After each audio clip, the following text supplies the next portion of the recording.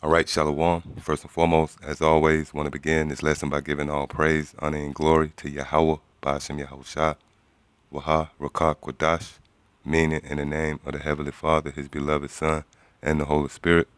Also want to give double honors to the head apostles and elders, great millstone, to the sincere brethren out that is laboring in His work, and in doing so, exalting the names of Yahweh, while Yahweh Shah say Shalom. So yeah, just wanted to go into another quick lesson centered around the importance of dwelling in harmony and being able to coexist amongst the brotherhood, which that's a very, very important facet to this truth, which, the Spirit jumped on me to go into this lesson. It's pretty much inspired by a conversation I was having with a couple of brothers, and we were speaking from the point of view of it's going to be times where brothers get thrown in the fire. What I mean is you might have been one who was a reader or hold signs. You might have was getting precepts for other brothers, and the Spirit focus in on you. Your camp head might tell you, look, this week I want you to speak. And you might be nervous, and that's understandable because, you're in front of the camera.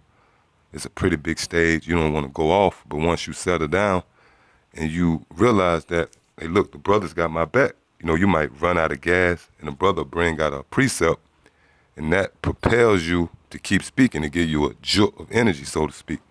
And that's not nothing to gloss over or take light. That's a very powerful attribute which the brothers in these different camps who dwell amongst the brotherhood, we possess that, man. All right?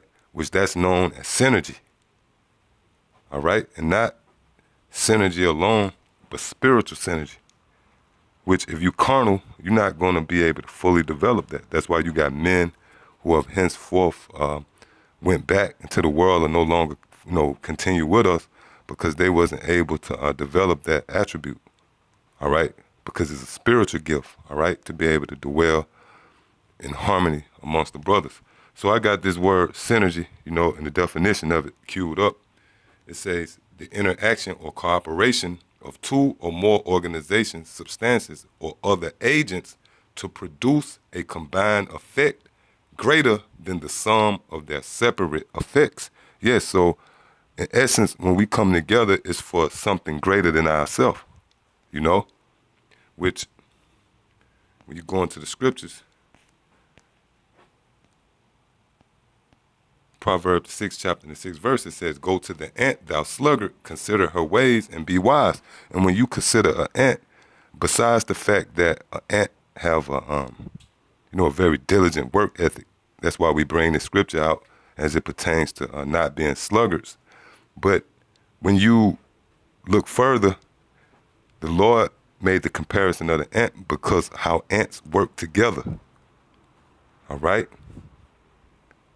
It's a certain synergy that goes along with ants. You'll rarely, if ever, see an ant by itself, man. When you consider ants, they always working, but they always working together. You see the long line, they be in a line. No, you don't see an ant walking side by side, which that's scriptural, They follow each other and they do the work. But the point is they work together. They might have their own respective assignments and tasks and office that they perform, but it's for the good or the effect of a greater goal. And that's the definition of synergy, man. Which that's what we possess here at Great Millstone, all right? Spiritual synergy. And there's nothing you can will yourself to possess that, all right? Because it's a spiritual thing. And when you go deeper, it's because we all have the same spirit. And that spirit is who? The spirit of Yahweh Shah. You have brothers from different walks of life, different backgrounds, different personalities. They might have different ways they teach, different mannerisms. Yet, they have the same spirit. That's why they're able to coexist, all right? And it tells you that in the book of 1 Corinthians, 12th chapter, starting at the 4th verse. Now, there are diversities of gifts, but the same spirit. Yes, so brothers are different. And when you read the scriptures, it actually outlines that. You consider the apostles and the disciples, all right? They was different men. They had different personalities. They was diverse one from another. And it tells when you read they different accounts, one of the disciples might give an account of the crucifixion that might be slightly different than another disciple, and so on and so forth, all right?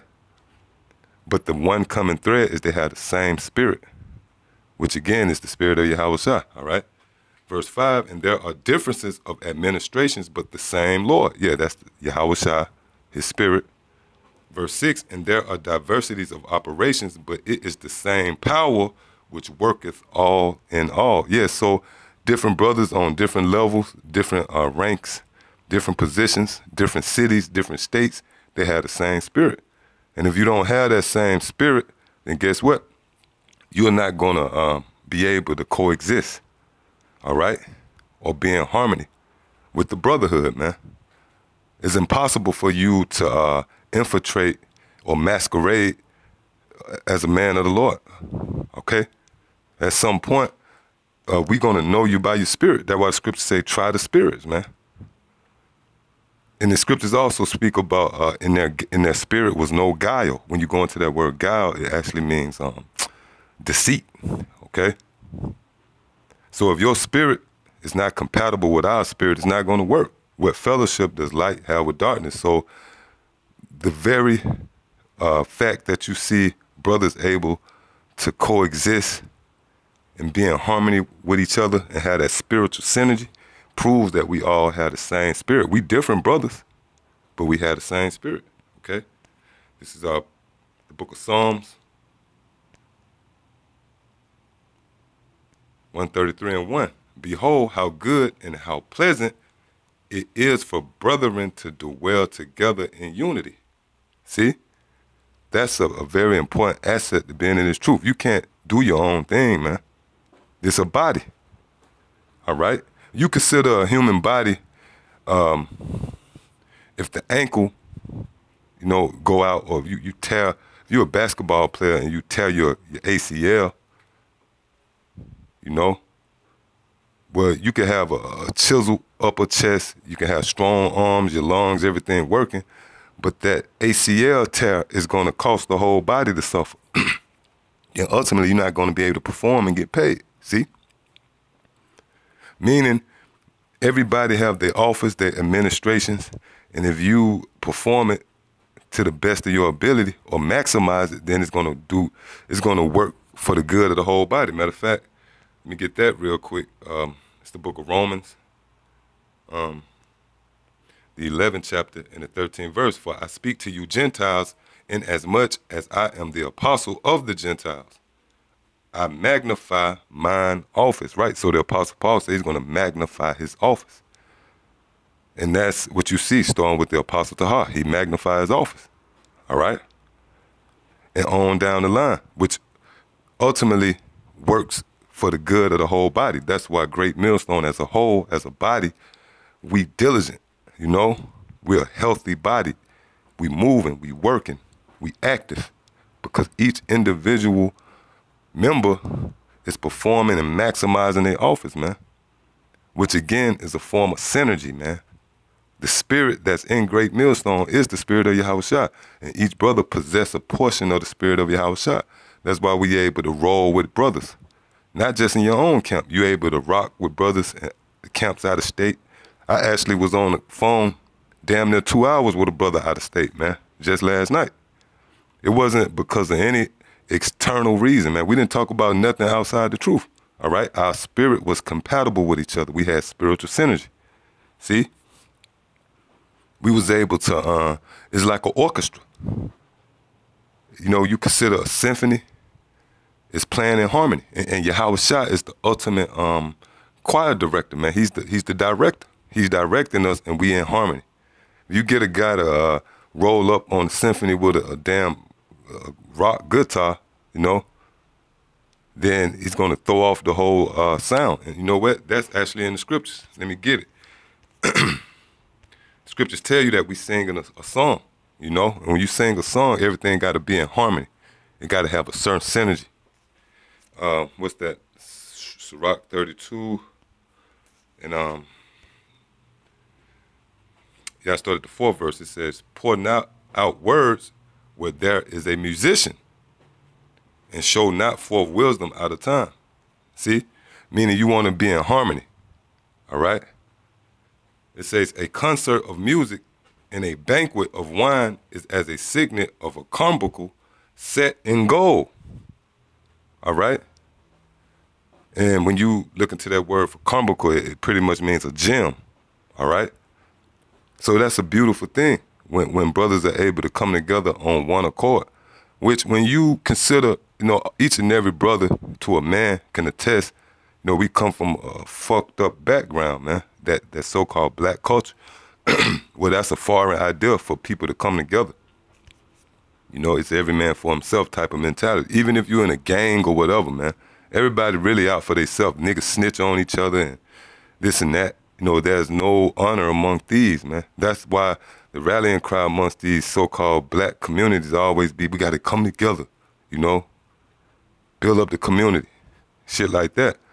But when you come into this truth, you are introduced to something that's bigger than yourself, all right? And you got to be willing to play your position, all right? And partake in this beautiful concert, which in order for you to do that, you got to be in harmony. You can't be out of tone. And overall, you can't will yourself to have that spiritual synergy among brothers, man. Brothers are peep that your spirit ain't right. Brothers are peep that your spirit is off, man. I mean, I know a brother that was in the camp. He was cool as hell, man. I was down and out. He done throw me bread. Cool brother, man. But he didn't have the spirit of Yahweh Shah, because if he did, he'll be with us to this day, man. Tells you that in 1 John, the 2nd chapter, 19th verse. If they was of us, they would no doubt have continued with us. So the thing is, you can have a synergy carnally, but it's nothing you could do to have that spiritual synergy, Because in order for that to take place, I got to have the spirit of Yahweh Shah, and you got to have a portion of the spirit of Yahweh Shah, and then we're going to join together. So, yeah, I hope this lesson was edifying. Until the next time I say, Shalom.